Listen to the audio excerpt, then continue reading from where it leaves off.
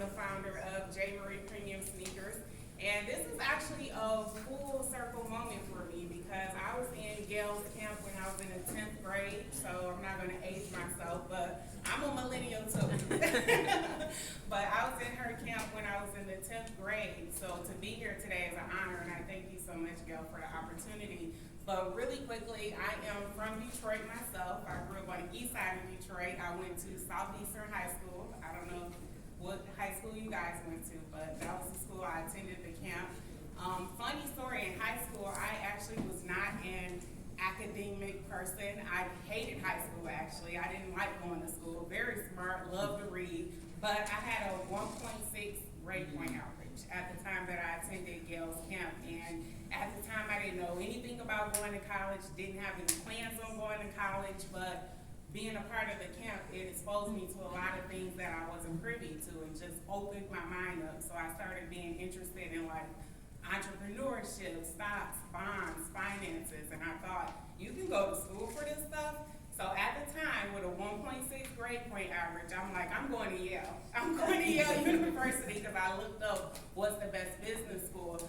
A funny story, of course, I didn't go to Yale, but I did end up going to a community college because I didn't, prepare myself in high school, and it wasn't until I was in the camp where my trajectory of my life changed. So I ended up going to a community college. I transferred and went to the University of Michigan, and I have a degree in management, and I ended up falling ill.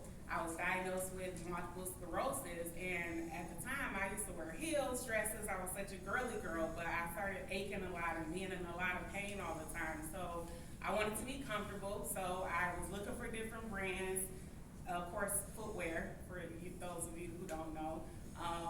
So I couldn't find a brand that I liked, so I started my own brand. I was not an older person, so I didn't want to wear like orthopedic shoes.